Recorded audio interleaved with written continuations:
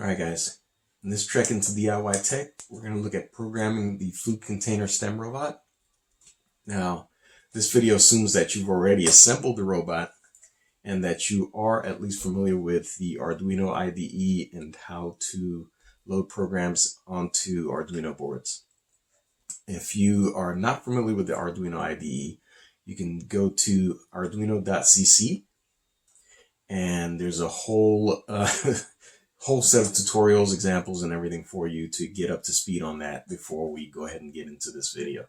So now, if you have all of that in there, let's get to programming your food container stem robot. Okay, so before we get going on the programming side of it, what you want to do is you want to take a look and make sure that the connections to the servos are in there correctly. Now, depending on which assembly video you've used, you could have a different setup. So we're just going to make sure that pin 10 is connected to the head servo. 11 is going to your left wheel servo, and 12 is going to your right wheel servo. So if that's the case, you're good to go. What we're going to do first is you're going to see we're on the arduino.cc home. If you, again, you should have already done this, but you can go in here and pick up the Arduino IDE. And that'll get you started. This is where you get started with all of that. But what we're going to do first is we're going to test that we can indeed program the Arduino Nano. So we're going to go into File, Examples, and then we're going to open the Basics, and then we're going to do the Blink example. So we're going to load that up. And this is just, example is just going to connect to your board. We're going to put the program on there. You'll see the LED on your board blink.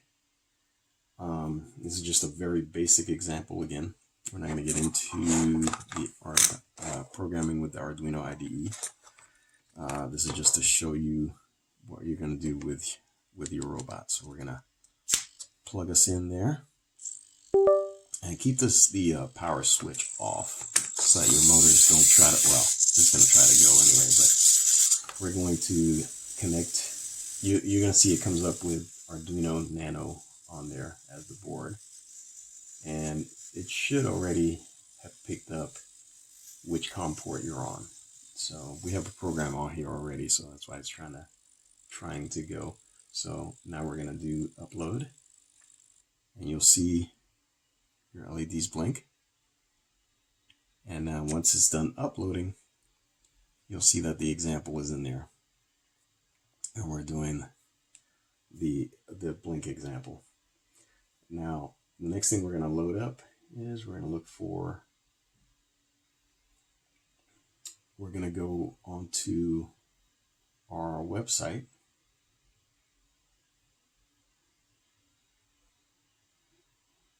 And there should be a link in the description for this page. We usually have different pages set up, resource pages set up for your project, if you're following your projects on the videos.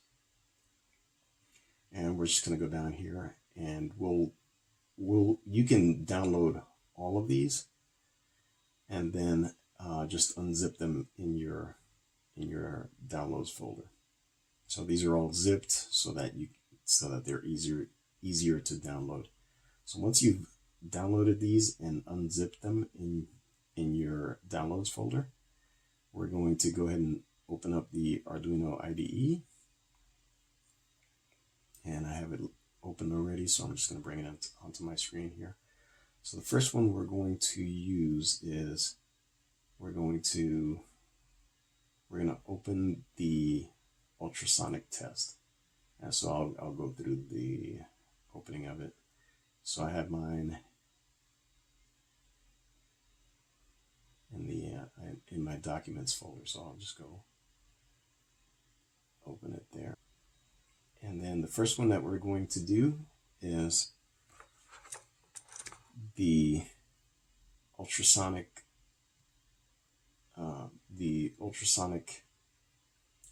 servo setting. And so we're going to load that one up.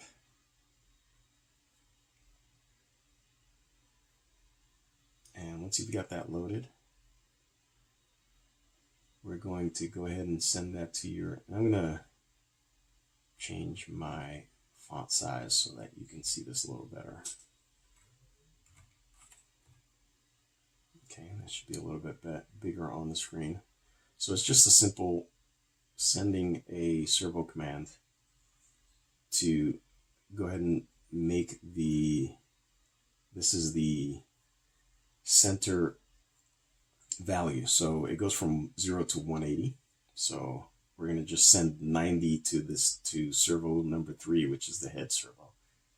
And so we're going to send that to compiling, uploading, and it's done uploading. You're going to hear the familiar buzzing of the servos.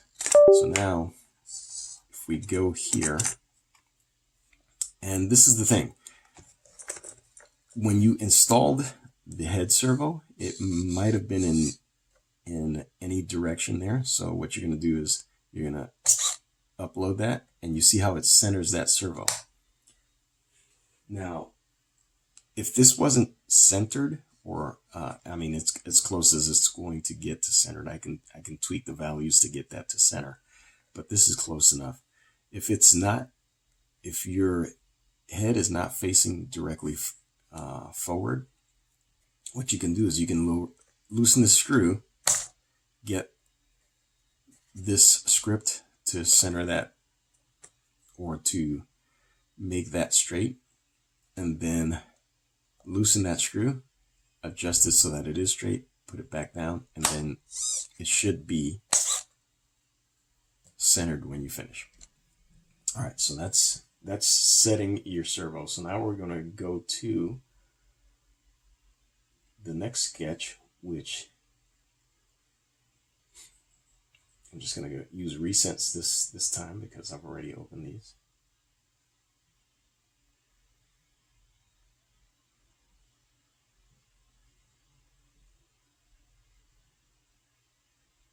And here you're going to see, let me do that again. All right, here you're going to see that I've commented these so that you can tell which servos these are going to. So servo number 1 is going to be attached to pin 11, and that's your left wheel servo. And so here you can see what the values are for each one of these. So as we go through, you'll be able to write your own script using these values. And so all this is going to do is, as we go through the main loop, it's going to delay for a minute. Well, not exactly a minute, it's a half a minute here. And it's going to go ahead and write these values to the servos. And so what this is going to do is going to allow you to test to see if your servos are plugged in correctly. So we're going to go ahead and upload that. Turn the switch off first. We're going to go ahead and plug our cable in. And we're going to upload that. And you'll hear the servos buzzing a little bit from that's your USB power feeding back to the servos. So now that's finished uploading, you'll see that that takes a little bit more memory space at that 6% right now. So now we're going to temporarily close this, and you will turn on the switch, and you'll see that after a few seconds, both of the motors are turning. So I'll do that again, or we'll wait till the timeout comes back around. And you'll see that both of your motors are turning there. We'll give it one more round. And that's what you should see. The motor should turn at roughly the same speed. So now that's all the testing done. Now for your motors or servos, that is. There's one more test that we can do, and I'm going to show you that here.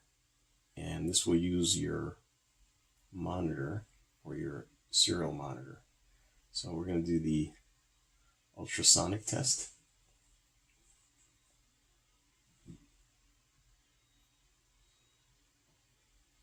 And here you're going to see we're going to need to connect. Do not turn on the switch. You can leave it just like this. And yeah, he's going to get a little twitchy there. Go ahead and upload that. And that'll stop the servos because we're not using the servos currently. So you're going to see down here that, and I'll try to get a close-up of that in a pop out here so you can see it. But we're going to see that distance, and then there's a number that's scrolling up. So that's happening because there's nothing sitting in front of your ultrasonic right now. So what we're going to do is we're going to get an object, place it in front of the ultrasonic, and we're going to see that that number changes, and it's in inches right now. You can change the values. We're going to get a box here, a nice flat surface, and we're going to put that box in front of there, and then you'll see that the numbers here. I'll move the cursor out of the way so that you can see the numbers will change here. So that you see that it's going to 3, it's going to 2, and then it's going to 1. Once it gets inside of 1, it's going to be that's our smallest value because we're using integers. So I'm going to back that off again. You'll see that the numbers go back up. All right, so that's your final test for your robot. Now, if you see that it is way off, what you can do is you can get that, and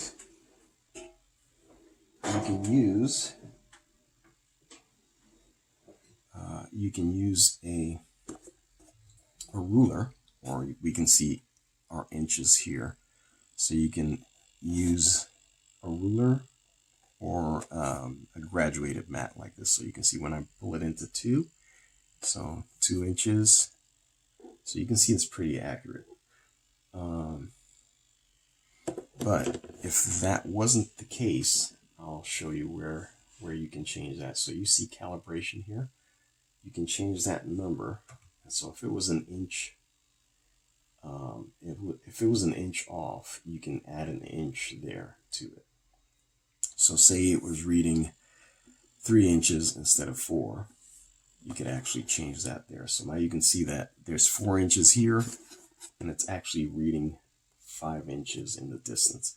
And that's because I added that calibration, that number in the calibration there. So that's 0 again. And we'll change that back, and you'll see that it changes back to 4. So that'll be the correct distance for us.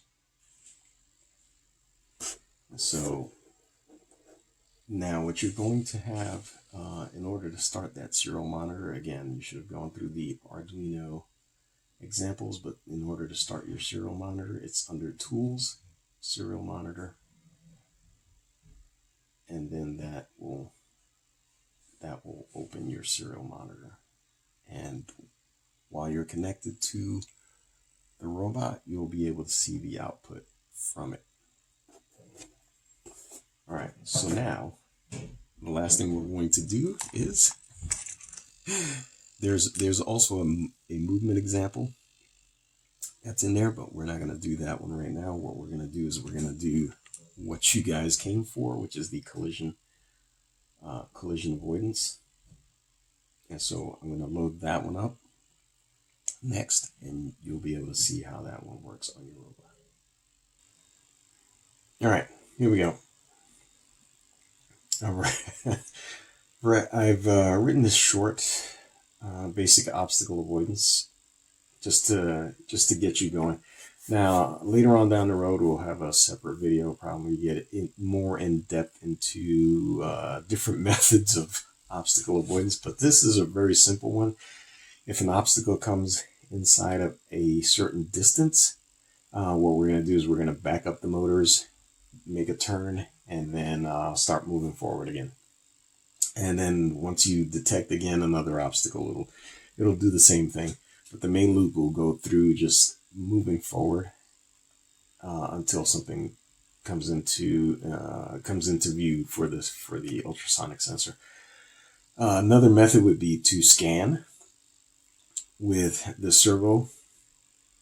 And again, that's going to be a more in-depth. This is just for programming, so I'll just show you how to drop the program on there. You can experiment in the meantime. At some point here, we'll have another video to explore all these different methods that we can use in the programming.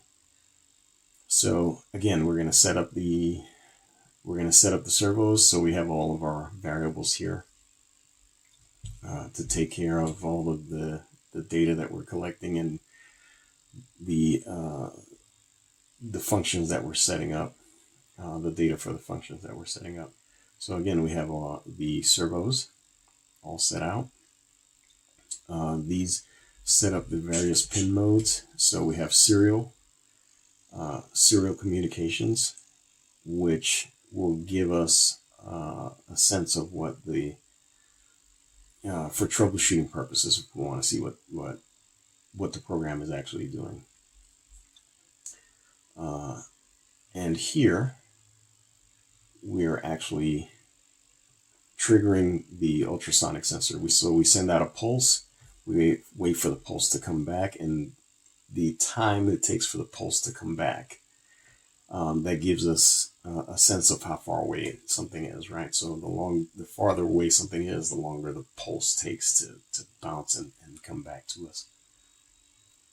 There's no temperature compensation in here. If you want to get super accurate, there are ways to compensate for temperature, because the denser the air is, the faster the wave moves and comes back to you. And again, that's a subject for another video. But here we're going to see that if we have a distance, so like if the distance comes back from the ultrasonic and it's shorter than the distance that we've set for obstacle distance, which is the variable is set up here. Obstacle distance is set to 5 inches. So if it's inside of 5 inches, we're going to back up, make the turn, and then go forward. And so we've put that all in one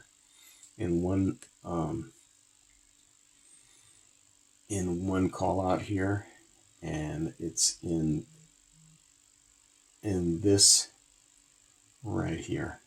So as soon as we see that the distance is shorter than 5, we're going to go to back step left. And so back step left is here. It will complete all of these. It'll complete all of this. And then once it's done, it'll go back to the main loop. So you'll see here that, again, I've put remarks and everything so you can tell. Left motor reverses, right motor reverses.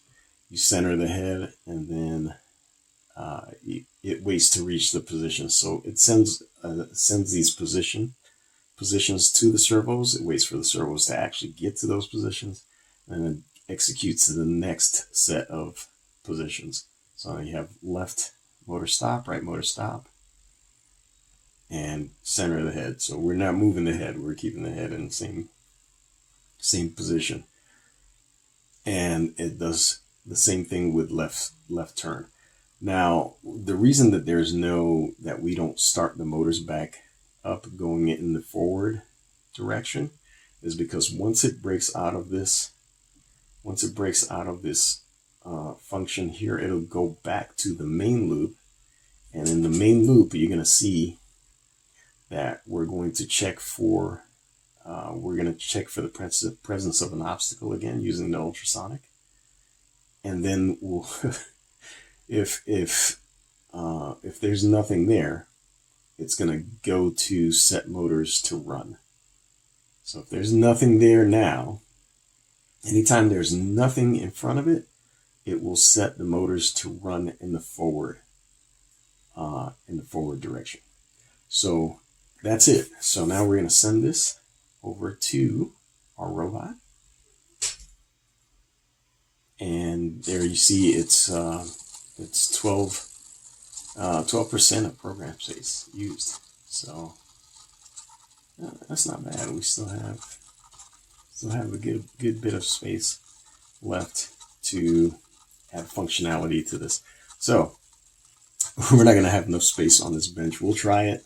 I'll try to show you a video of it working. If there's not enough space on the bench, we'll go to the floor and show you that.